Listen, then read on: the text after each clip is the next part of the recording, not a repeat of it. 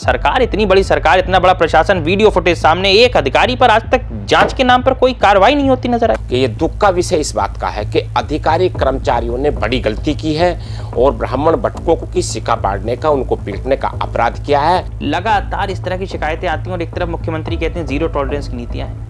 देखिए, समाजवादी पार्टी का जो पीडीए है जी, वो सब पीडीए इनका धराशायी है।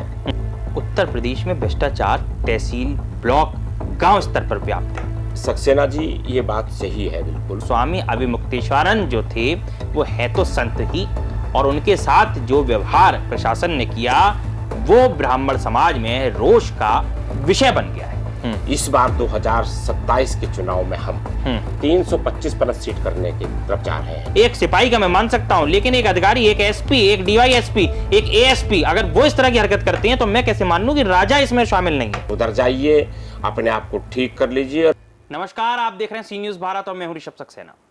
उत्तर प्रदेश उत्तम प्रदेश बनने की ओर अग्रसर है और लगातार उत्तर प्रदेश में ऐसे कुछ मुद्दे हैं जो आज राजनीतिक घटनाक्रम से प्रेरित होकर राजनीतिक चर्चा का विषय बन गए हैं।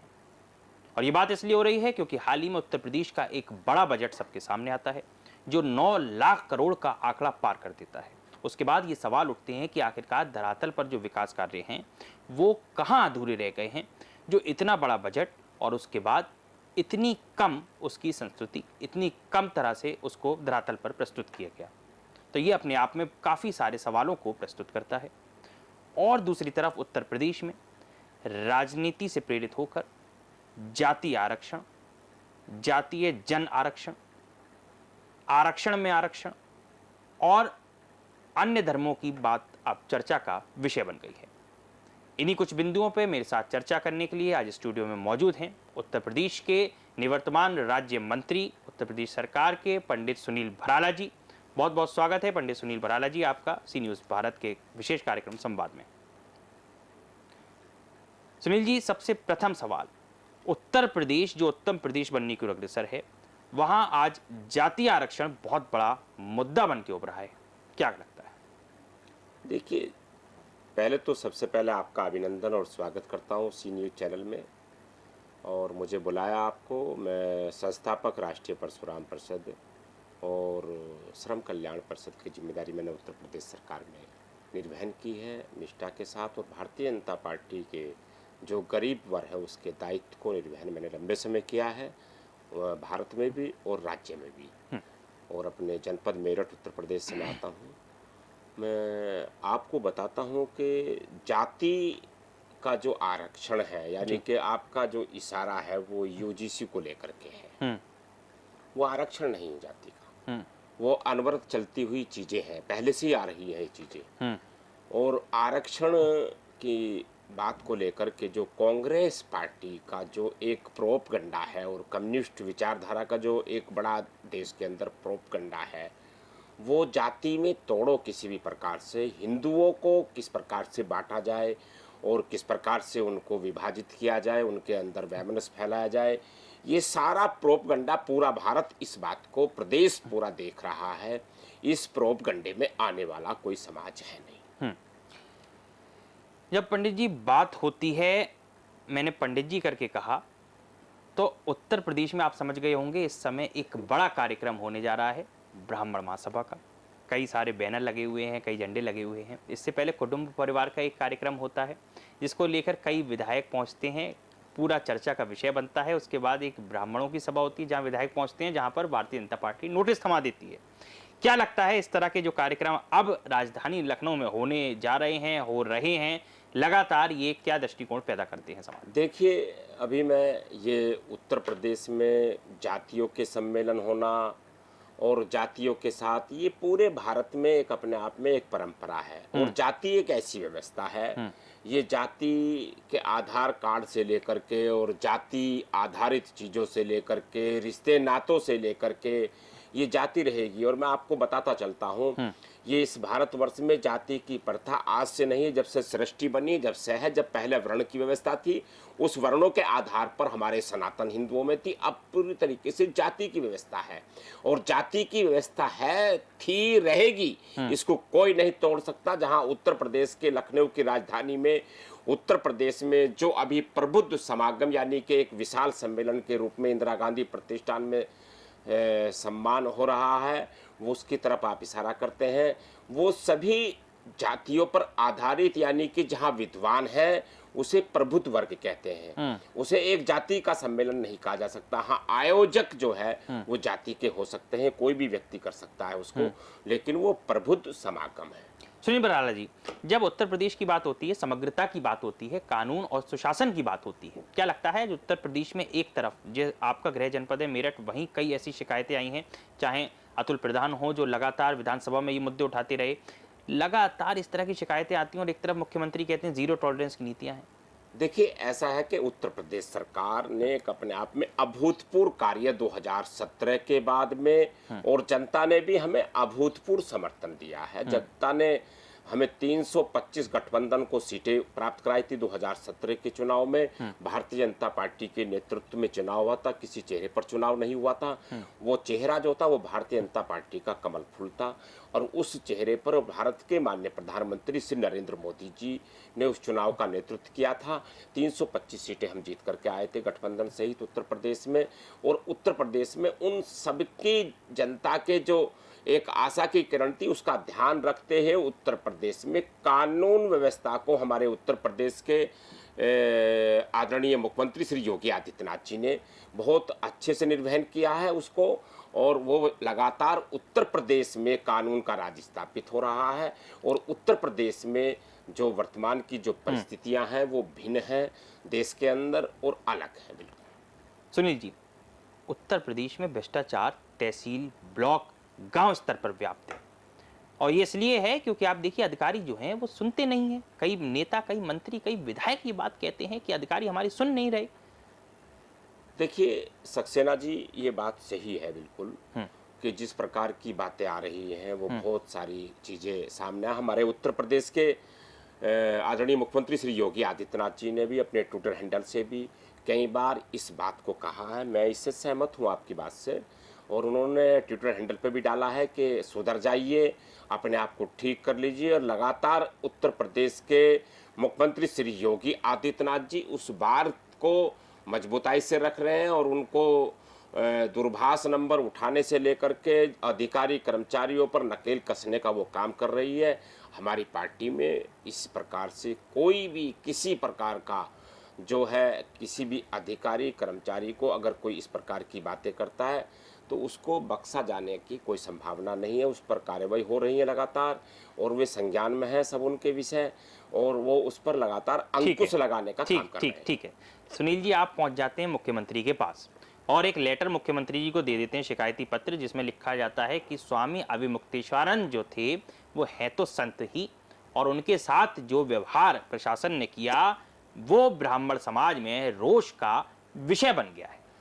मैं बिल्कुल निश्चित रूप से हमने पत्र सौंपा है, और हम पत्र नहीं सौंपा, हम जगत गुरु शंकराचार्य भगवान से मिलने भी गए थे। हमारी 4 पीठ है, चारों पीठों में से वो एक आप मानते पीठ हैं है। शंकराचार्य? और दूसरी बात ये है कि हमारा जो विषय था वो विषय उस पत्र के अंदर बहुत स्पष्ट रूप से है, और वो जो ब्राह्मण बच्चे, ब्राह्मण बट को के साथ जो सिक्का पाड़ने का जो प्रयास किया गया और जो सिक्का खींचने का प्रयास किया गया और उनको लात जूतों से मारा गया, वो बहुत ही एक दुर्लभ और राक्षस रूपी कार्य किया गया है। उन सिपाहियों ने, उन जो भी कर्मचारी अधिकारी वहाँ मौके पे मौजूद थे, निश्चित रूप से उनको दंडित करने की मांग हमने अपने उत्तर प्रदेश के आदरणीय मुख्यमंत्री श्री योगी आदित्यनाथ जी से की है। मुख्यमंत्री ने उस पर क्या संज्ञान लिया? उस पर जांच बैठाने की बात उन्होंने कही है, और निश्चित रूप से आज भी हम तटस्थ हैं कि उन ब्राह्मण बट्टकों का क्या दोष था जो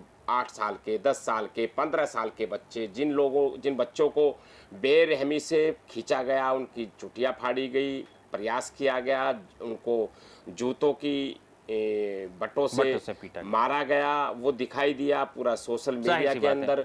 उसका पूरे उत्तर जी। प्रदेश में देश उसकी पूरी भर्त्सना करता है और उनके खिलाफ कार्रवाई करने के लिए मैं स्पष्ट रूप से, मैं निश्चित रूप से इस पर आज भी तटस्थ हूँ कि उनके खिलाफ कार्रवाई होनी चाहिए। वो जांच चल रही है और सुनील जी, जांच क्या के लगता है, अंदर क्या लगता है कहीं ना कहीं, क्योंकि देखिए ये कह देना कि मुख्यमंत्री जी अपनी जिम्मेदारी को निर्वहन कर रहे हैं और दूसरी तरफ इस तरह कृत्य होना और मुख्यमंत्री जी ये कह दें कि मैं संज्ञान लूंगा, शिकायत आपने की है, मैं उस पर अब आगे जांच बैठाऊंगा। सरकार इतनी बड़ी सरकार, इतना बड़ा प्रशासन, वीडियो फुटेज सामने, एक अधिकारी पर आज तक जांच के नाम पर कोई कार्रवाई नहीं होती नजर आई। नहीं, इस पर अभी ये देखिए हम फिर मिलेंगे, हम्म। अपने आदरणीय मुख्यमंत्री जी से बात करेंगे कि और हम पार्टी के प्रदेश अध्यक्ष से भी बात करेंगे इस पर। ये विषय ऐसा है कि इस पर निश्चित रूप से, क्योंकि जो अपराध जिसने किया है उसको उसकी सजा मिलनी चाहिए। हम उस कानून के साथ हैं, कानून के मानने वाले हैं। और हम उत्तर प्रदेश में, आपको हम सक्सेना जी आपके संज्ञान में है वैसे, मैं उत्तर प्रदेश का, जब समाजवादी पार्टी की सरकार थी, उत्तर प्रदेश में भारतीय जनता पार्टी के केंद्रीय नेतृत्व के द्वारा उत्तर प्रदेश का थाना आंदोलन और भ्रष्टाचार तहसीलों पर, थानों पर, उस आंदोलन का मुझे प्रमुख उत्तर प्रदेश का बनाया गया था। जो पश्चिमी उत्तर प्रदेश और ब्रज अवध सब थानों पर जाकर के हमने ये प्रदर्शन किए थे, आवाज उठाई थी, लाठीचार्ज भी हुए थे, सरकार से लड़े थे हम समाजवादी पार्टी की। हम उस मर्म को जानते हैं, उस पीड़ा को जानते हैं, वो जिस प्रकार की पीड़ा होती है। तो उसमें मैं आपको इस पर एक और बताना चाहता हूँ कि सरकार किसी की भी हो चाहे, आज सरकार हमारी है, कल किसी और की थी, कल किसी और की हो सकती है। इस सरकारों की बात नहीं कर रहा हूँ, लेकिन मैं निश्चित रूप से ये कहना चाहता हूँ कि ये दुख का विषय इस बात का है कि अधिकारी कर्मचारियों ने बड़ी गलती की है और ब्राह्मण भटकों की सिक्का पाड़ने का, उनको पीटने का अपराध किया है।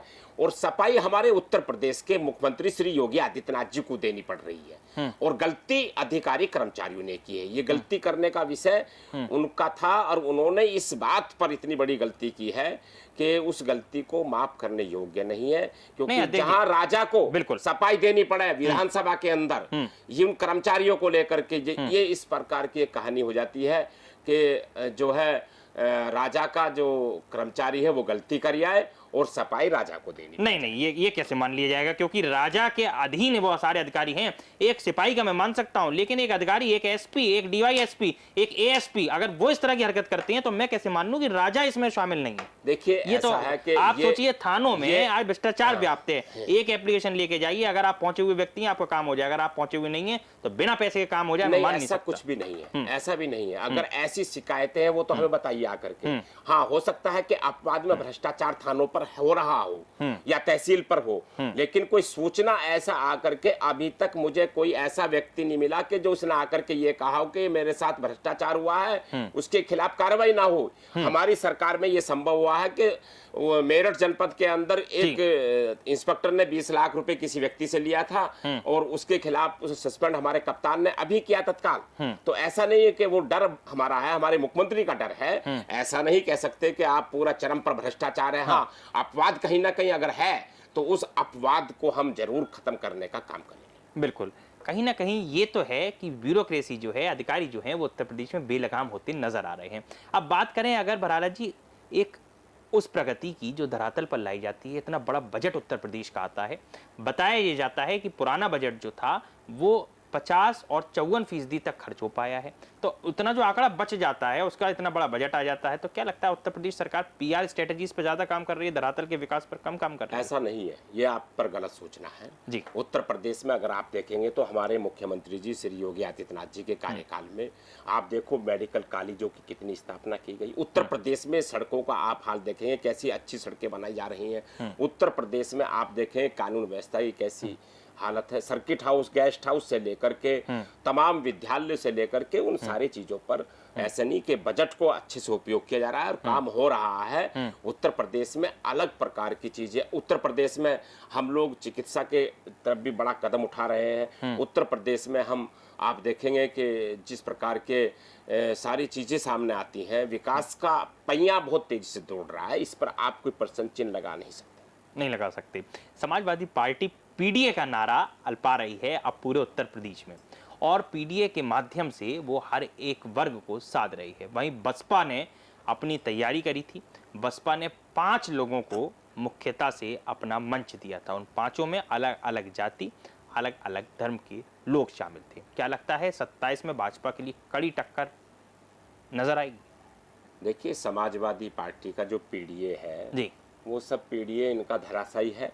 उस पीडीए में कोई ताकत नहीं है। भारतीय जनता पार्टी इस बार 2027 के चुनाव में हम 325 प्लस सीट करने की तरफ जा रहे हैं। और ऐसा नहीं है कि जो पीडीए अपने सपने सजा रही है, पीडीए के मुद्दे को लेकर के जो समाजवादी पार्टी के जो आज मुकेरी लाल के सपने हैं वो सब धराशायी होंगे। और भारतीय जनता पार्टी के जो एजेंडे हैं, जो कार्य हैं, वे सब दिखाई देंगे आपको, और वे पटल पर आ रहे हैं, लगातार दिखाई दे रहे हैं। हम निश्चित रूप से आगे बढ़ेंगे और हम भगवान परशुराम जी का आशीर्वाद लेकर के बहुत तेजी से आगे बढ़ रहे हैं। क्या लगता है, एक आखिरी सवाल, उत्तर प्रदेश में जो ब्राह्मणों की आज स्थिति है, चाहे विधायकों की बात कर लें, चाहे मंत्रियों की बात कर लें, मंत्रियों में बड़ा चेहरा ब्रजेश पाठक के अलावा नहीं नजर आता है। और ब्रजेश पाठक भी कई बार इस तरह के बयान देते हुए नजर आए हैं कि जहां पर ये साफ दिखता है कि कहीं ना कहीं ब्राह्मण समाज में आज रोष व्याप्त है। क्या ये अंदरूनी रोष है या कहीं असम्मान की भावना उत्पन्न हो गई है? देखिए, ऐसा आप लोगों को दिखता है नहीं अंदर कुछ भी।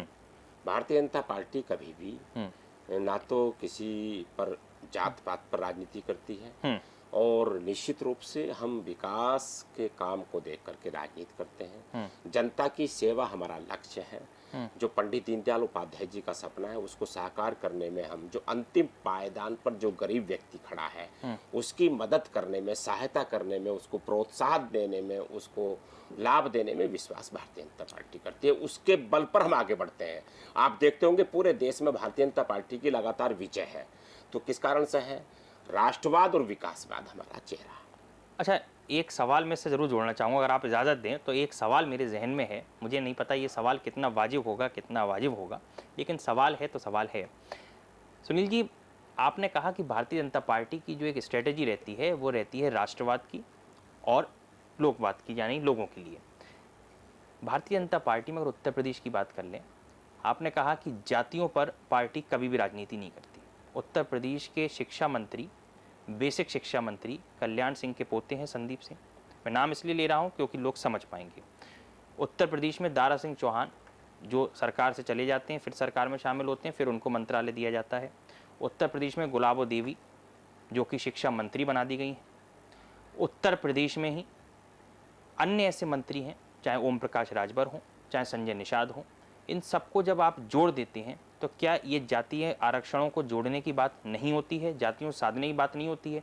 कौन सी एबिलिटी के आधार पर इनको मंत्रालय दे दिए जाते हैं? क्या अन्य योग्य ऐसे विधायक नहीं है जो वाकई काम कर रहे हैं लेकिन उनको योग्यता के आधार पर कभी मंत्रालय नहीं दिया जाता? ऐसे लोगों को मंत्रालय दिया जाता है जो मंत्रालयों में काम कर ही नहीं पाते, जिसकी वजह से मंत्रालयों में क्वेश्चन उठते हैं, और क्वेश्चन उठते हैं फिर राजा पे, जो आप बात कह रहे थे। देखिए, ये आप देख रहे हैं पार्टी की कार्यकर्ता की वरीयता है, और कार्यकर्ता को आधार पर पार्टी का नेतृत्व जो चुनता है, उसको निर्णय लेता है, उस पर उसको मनोनीत होता है, वो नामित होता है। और ये समाज में और जनता के बीच में फिर उसे जाति से जोड़ते हैं लोग। जाति वाले जाति से जोड़ने का काम करते हैं, और राजनीतिक दल के लोग उस पर बात करने लगते हैं, मीडिया उस पर बात करने लगती है। लेकिन विषय इस बात का है कि जाति हमेशा देश में थी, देश में है, देश में रहेगी, जाहिर सी बात। और निश्चित रूप से जाति के लोग आएंगे जाएंगे। लेकिन भारतीय जनता पार्टी का जो मूल सिद्धांत है वो जाति नहीं है। भारतीय जनता पार्टी का मूल सिद्धांत राष्ट्रवाद है, विकासवाद है, और अपना हिंदुत्ववाद है। बहुत बहुत शुक्रिया पंडित सुनील भराला जी, सी न्यूज़ भारत के विशेष कार्यक्रम संवाद में हमसे बात करने के लिए। आप थे हमारे साथ उत्तर प्रदेश के निवर्तमान राज्य मंत्री पंडित सुनील भराला, जो बता रहे थे उत्तर प्रदेश किस तरीके से उत्तम प्रदेश बनने की ओर अग्रसर है, और उत्तर प्रदेश में जो धरातल के विकास की बात हो रही है वो किस तरीके से पक्ष और विपक्ष के बीच में अटकलें पैदा कर रही है। फिलहाल 27 की क्या कुछ तस्वीरें होंगी, ये बहुत ही रोचक होगा। इस चर्चा में आज के लिए इतना ही। देश और दुनिया की तमाम खबरों के लिए आप देखते रहिए सी न्यूज़ भारत।